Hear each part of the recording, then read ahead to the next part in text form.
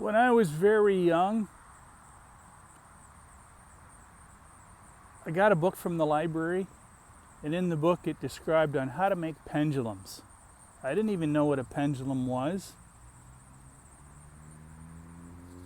I didn't even know what dowsing was. See, when I was younger, we didn't have any internet. We didn't have access to the information that people have now. So we had to go to the library, or we had to learn by word of mouth. And I had heard stories of my grandparents or some aunts that would tie a string to a ring, and information would be given by the direction that the ring would swing. So a pendulum basically is a weight on a string. So it can be anything. It doesn't have to be fancy. My first pendulums that I made, I just cut up an old pencil and I put a nylon string through it. And that was my pendulum. It was a very light pendulum. And as I moved forward and broadened my experience and my learning of pendulums, for me it was better for me to use a heavier pendulum. So when it comes to using pendulums, and I explain how to use them in my book, The Time Is Now, which is available on my website, jodyalbertmoss.com.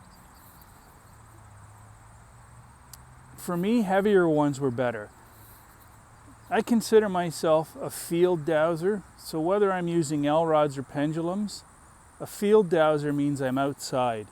So heavier devices, they work better in the wind or in the breeze. They're not so influenced, and they're not so influenced by the way you walk.